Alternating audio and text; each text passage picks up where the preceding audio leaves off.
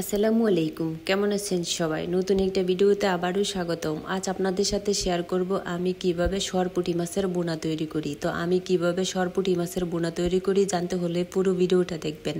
আর সরপুঁটি মাছের বোনা তৈরি করার জন্য এখানে আমি বড় সাইজের সরপুঁটি মাছ আগে থেকে ভালো করে কেটে ধুয়ে তারপরে পরিষ্কার করে একটা গামলার মধ্যে নিয়েছি। এখন আমি মাছের গায়ে কিছু মশলা মাখিয়ে নিব। প্রথমে দিয়ে দিব পরিমাণ মতো লবণ, তারপরে দিয়ে দিব লাল মরিচের গুঁড়া, এখন দিয়ে দিব হলুদের গুঁড়া। তো হলুদের গুঁড়া দেওয়া হয়ে গেছে। এখন আমি হাত দিয়ে ভালো করে মশলাটা মাখিয়ে নিব। তো এইভাবে হাত দিয়ে ডলে ডলে আমি মাছের গায়ে মশলাগুলো সুন্দর করে মেখে নিচ্ছি। তো মেখে নেওয়ার পর দেখেন মাছগুলো দেখতে কতটা সুন্দর লাগছে। এখন আমি মাছগুলো ভেজে নিব। এর জন্য চুলায় আগে থেকে একটা কড়াই বসিয়ে দিয়েছিলাম আর তেলও দিয়েছিলাম। তেল গরম হয়ে গেছে। এখন গরম তেলের মধ্যে বিসমিল্লাহ বলে মাছটা দিয়ে দিয়েছি। এখন আমি 2 মিনিট ভেজে নিব। 2 মিনিট পরে মাছটা এখন আমি খুন্তি দিয়ে উল্টিয়ে নিব, কারণ আমার মাছের সাইজগুলো বড়, কড়াইটা ছোটো, এর জন্য একটা একটা মাছ আমি ভেজে নিচ্ছি। তো 2-3 মিনিট পরে দেখেন মাছের মাথাটা ভাজা হয়ে গেছে। এখন আমি নামিয়ে নিচ্ছি। একই তেলের মধ্যে বাদবাকি মাছগুলোও আমি দিয়ে দিচ্ছি। তো মাছগুলো দেওয়া হয়ে গেছে। এখন আমি এই মাছগুলোও 2 মিনিট ভেজে নিব। তো 2 মিনিট পরে দেখেন আমি মাছটা খুন্তি দিয়ে উল্টিয়ে নিয়েছি। এখন এই মাছটাও আমি উল্টিয়ে নিব। এখন আমি নিচের পিঠটাও আবারও 2 মিনিট সময় নিয়ে ভেজে নিব।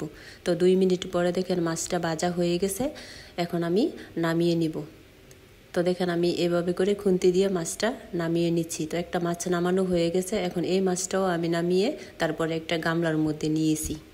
দেখেন মাছটা ভাজার পর দেখতে কতটা সুন্দর লাগছে। এখন মাছগুলো বোনা করার জন্য এইখানে আমি নিয়েছি টমেটো কুচি, তারপরে নিয়েছি পেঁয়াজ কুচি, কাঁচামরিচ আর হলো ধনেপাতা কুচি। আর এখন চুলায় একটা কড়াই বসিয়ে দিয়েছি আর কড়াইটা গরম হয়ে গেছে। এখন গরম কড়াইয়ের মধ্যে আমি দিয়ে দিব পরিমাণ মতো সয়াবিন তেল। তো তেল দেওয়া হয়ে গেছে আর তেলটা গরম হয়ে গেছে। এখন গরম তেলের মধ্যে আমি ফোড়নে 5 ফোড়ন দিয়েছি। আপনারা চাইলে 5 ফোড়নের পরিবর্তে কালো জিরাও দিতে পারেন। এখন আমি খুন্তি দিয়ে নেড়ে চেড়ে 5 ফোড়নটা একটু ভেজে নিব। দেখেন ফটফট করে ফুটে শুরু করছে। এই পর্যায়ে এর মধ্যে আমি দিয়ে দিব কুচি করা পেঁয়াজ। আপনারা চাইলে বাটা পেঁয়াজও দিতে পারেন। তো পেঁয়াজটা দিয়ে দিয়েছি। এখন আমি খুন্তি দিয়ে নেড়ে চেড়ে তারপরে পেঁয়াজটা ভাজা ভাজা করে নিব, যাতে পেঁয়াজের কাঁচা গন্ধটা চলে যায়। এখন দেখেন পেঁয়াজটা অনেকটা নরম হয়ে গেছে। এই পর্যায়ে আমি দিয়ে দিয়েছি পরিমাণ মতো লবণ। এখন আবারও খুন্তি দিয়ে ভালো করে নেড়ে চেড়ে তারপরে মিশিয়ে নিব। তো এইভাবে কিছুক্ষণ মিশিয়ে নেওয়ার পর এই পর্যায়ের মধ্যে আমি দিয়ে দিব পরিমাণ মতো লাল মরিচের গুঁড়া, তারপরে দিয়ে দিব পরিমাণ মতো হলুদের গুঁড়া। এখন আমি খুন্তি দিয়ে আবারও নেড়ে চেড়ে তারপরে ভালো করে মিশিয়ে নিব। এখন এই পর্যায়ে দিয়ে দিব অল্প একটু পানি, যাতে মশলাটা পুড়ে না যায়। মশলাটা পুড়ে গেলে কিন্তু মাছের বোনার কালারটা দেখতে ভালো লাগবে না। এখন আমি 2-3 মিনিট কষিয়ে নিব। তো 2-3 মিনিট পরে দেখেন মশলাটা কষানো হয়ে গেছে আর মশলা থেকে তেল ছেড়ে গেছে। এই পর্যায়ে এর মধ্যে আমি দিয়ে দিব আগে থেকে কেটে রাখা টমেটো কুচি। তো টমেটো কুচিগুলোও আমি দিয়ে দিচ্ছি। তো টমেটো কুচি দেওয়া হয়ে গেছে। এখন আমি খুন্তি দিয়ে নেড়ে চেড়ে ভালো করে মিশিয়ে নিব। তো ঢাকনা দিয়ে ঢেকে আমি 2-3 মিনিট টমেটোটা কষিয়ে নিব।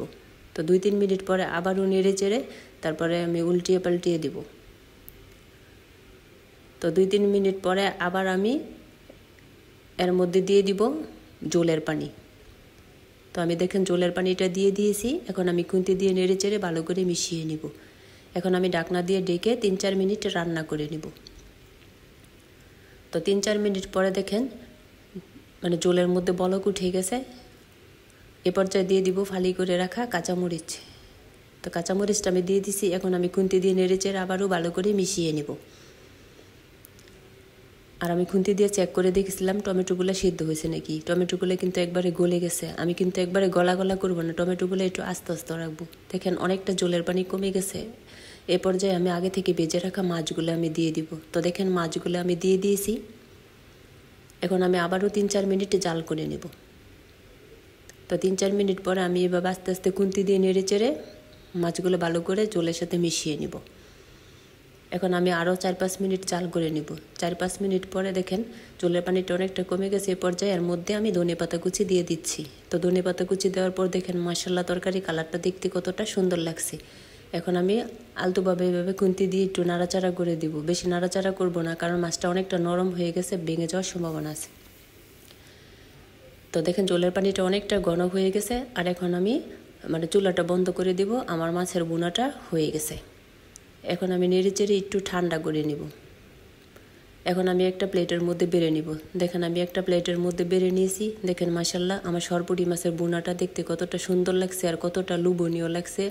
আপনারা এইভাবে সরপুঁটি মাছের বোনা করে খাবেন, দেখবেন খেতে অনেক মজা। তো সব মিলিয়ে আমার ভিডিওটা কেমন হয়েছে কমেন্ট করে জানাবেন। ভিডিওটি ভালো লাগলে লাইক কমেন্ট শেয়ার করবেন, চ্যানেলটি সাবস্ক্রাইব করে পাশে থাকবেন। আজ পর্যন্ত, আল্লাহ হাফেজ।